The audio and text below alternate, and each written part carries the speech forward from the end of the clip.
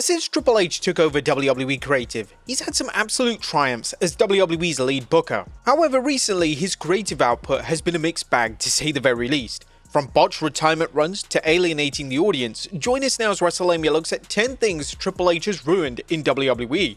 Be sure to subscribe and hit that notification bell for daily wrestling videos. Number 10. The theme songs. When WWE first signed a deal with Def Rebel, fans were quite rightly worried. Hiring an unknown entity to produce music was a bold move, and due to WWE making budget cuts left, right and center, fans were concerned that these themes would fall flat. Unfortunately, they were right. The theme songs produced by Def Rebel, well, with a few minor exceptions, have been utterly dreadful. They're soulless, generic, and all sound the same. Triple H has failed to realize the importance of a theme song in WWE, which is a big surprise, especially as his theme songs were such an integral part of his persona in the 90s and 2000s. Theme songs for WWE talent just isn't a focus for the game, and it's not exactly clear why. Does the game strictly want to focus on the day-to-day product rather than production elements? Well, it's possible, but when fans are actively complaining about the same issue time and time again, not to mention the talent themselves even expressing a strong dislike towards modern theme songs, maybe this is just a sign that a big change is needed. Number 9. Royal Rumble 2025. Triple H's booking at the 2025 Royal Rumble came under fire, and the YouTube dislikes were so severe that mainstream media outlets began to cover the fan disdain. For the Women's Rumble, Triple H went with Charlotte Flair, and this was seen by many as a safe bet. But the issue was that it was just kind of boring and predictable. Triple H has been accused of playing things safe with his booking, and this was definitely the case here. When it came to the Men's Rumble, everyone expected either CM Punk or John Cena to win, but Triple H went with Jey Uso. This was an unusual move, as Jey had just wrestled for the world title 7 days prior, and now he was the number one contender once more, despite losing convincingly in his last matchup. Whilst Jey was popular with the fans, was there even a desire from the audience to see Jey win the world title and potentially even main event WrestleMania? It also later surfaced thanks to WWE Unreal that Punk was the original pick for the winner of the match, before WWE and Triple H decided to go with Jey at the last moment. The Rumble was definitely the start of fans losing faith in the game, and this will be an ongoing trend throughout 2025. Number 8. Too many titles. Now, there's always a risk when you introduce a new title into WWE that it can get lost in the shuffle. Sadly, this has been the case with numerous titles, including the Speed titles, and specifically the Women's US title. Now, at least to Triple H's credit, the Women's Intercontinental title has been presented perfectly, and it's a staple on virtually every single WWE Premium Live event.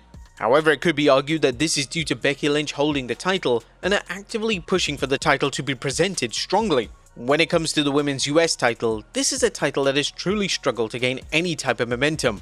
At the time of this video, the title has not been defended on a single main roster PLE, not a single one. This is incredibly alarming. The title is in essence a TV title, but WWE have the same 3 women feuding over the title, so it's impossible to take the championship seriously. Raw has struggled to book the tag titles in a meaningful way. The titles are rarely defended and are in essence seen as background props for characters on the show. Number 7. Going too far.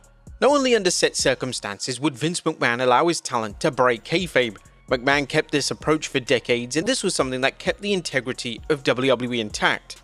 But under Triple H, elements of kayfabe are heavily scaled back, and it was presented on Raw on the Netflix premiere that WWE was strictly a show and fans were watching a scripted spectacle. Triple H would even be a driving force behind WWE Unreal, a show in which reveals the creative process behind WWE's scripted product. The launch of this show received significant criticism from classic fans as well as certain wrestlers. Did fans really need to see the WWE creative meetings? Well, not really, as it was in essence used for content on the Netflix platform rather than anything substantial. Triple H would go on a mass media spree to promote the show, and he clapped back at any criticism fans had about the show, and virtually every answer he gave was condescending and out of touch. Yeah, of course, most fans are aware that WWE is a scripted medium, but reminding fans every 5 seconds that the show is scripted adds absolutely nothing to their viewing experience. Number 6. Pointless returns.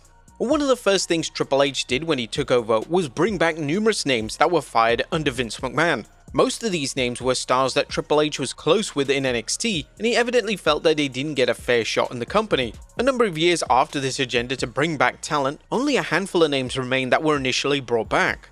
The names that have been huge successes are Bronson Reed and Chelsea Green, whilst the names that completely flopped were names such as Emma and Hit Row. Triple H would re-sign over a dozen names without a creative plan in place, which was completely reckless. Why would he sign talent without any idea what he was going to do with them? Even former world champions that the game re-signed, such as Braun Strowman, were once again fired from the company, and it was almost as if Triple H was trying to prove a point to Vince McMahon, but this point didn't exactly land the way Triple H intended. Number 5. Lying through his teeth. A TKO has made the executive call to make Triple H the face of the WWE corporate brand.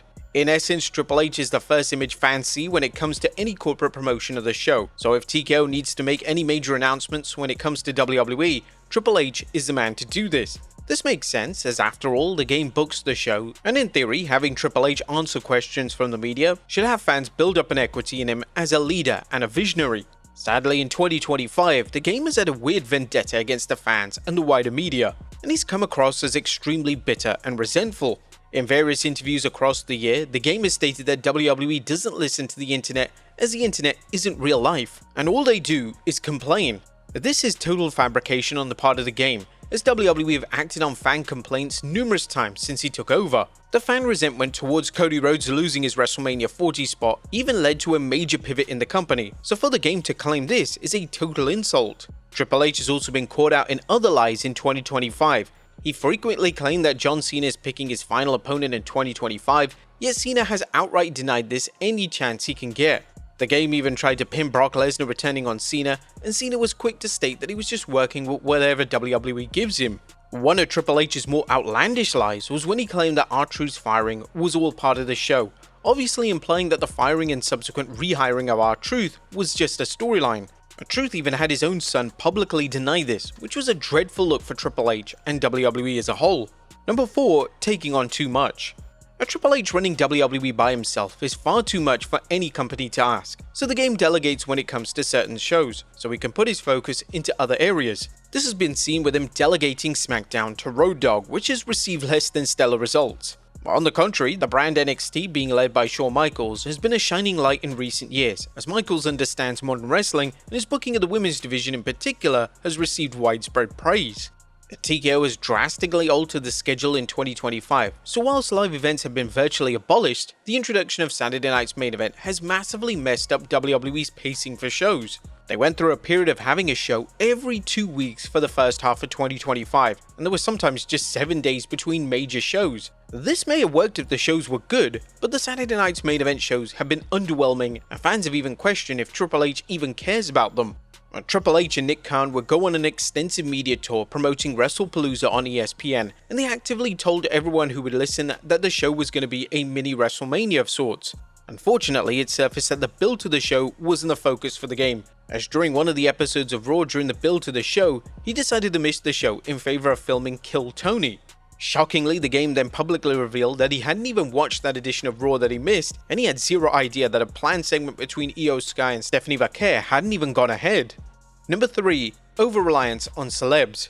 A celebs being involved in WWE is nothing new. However, under TKO, this has gone to an extreme. TKO and WWE will do just about anything for any type of celebrity endorsement. Whilst this has worked well with Bad Bunny and Jelly Roll, not every celebrity endorsement is going to lead to a surge of interest in the wider product.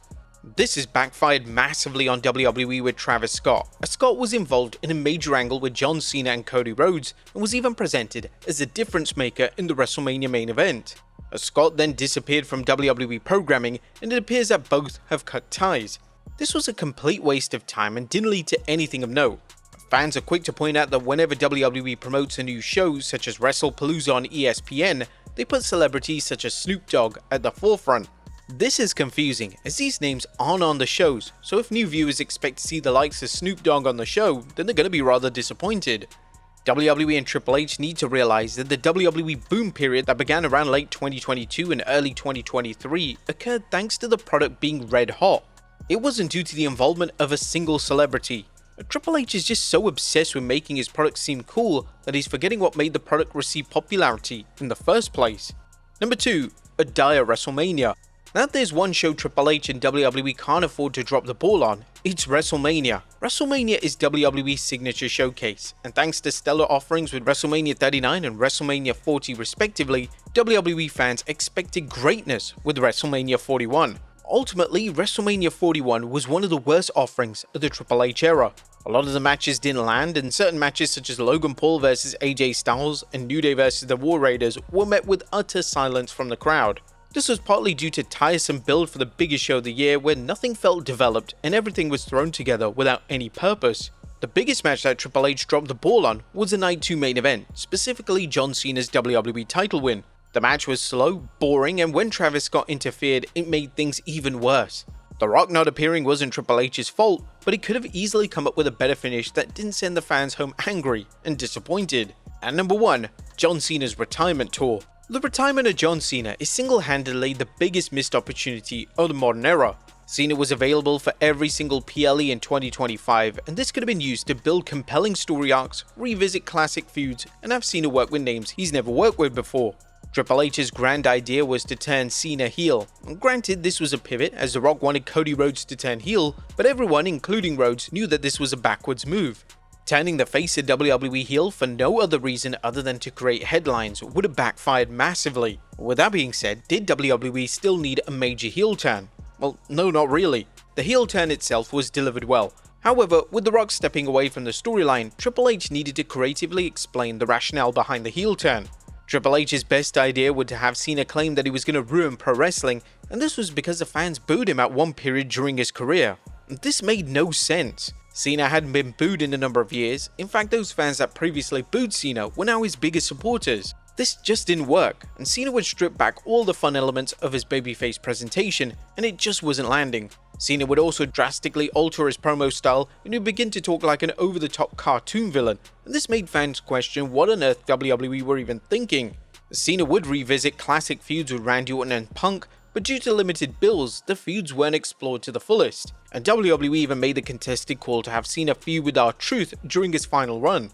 Cena wasted 2 matches on Truth and even lost one of them via DQ. Cena would also spend a number of dates working with Logan Paul, which naturally upset the fans. However, it's worth addressing that his match with Logan Paul in Paris was rather splendid. But just before SummerSlam 2025, Triple H decided to pivot on the entire Cena heel turn and basically retcon the whole turn. Cena would randomly be back to being a good guy, and the past few months were just erased from existence. Cena would make amends with fans, Cody Rhodes, and even R-Truth, and fans were just supposed to forget it ever occurred. Cena as a heel was such a huge opportunity to deliver some compelling television, but Triple H massively dropped the ball. Fans have theorized that Cena was dissatisfied with the heel turn and ordered a direct pivot. A lot of Cena comments and interviews support this theory. If this is the case, nobody can blame him, and it'll be interesting to see what Cena states about his heel persona when he's officially out of WWE next year. But there you have it, folks. 10 things Triple H ruined in WWE. Be sure to leave your comments down below, and I'll see you next time with some more wrestling content.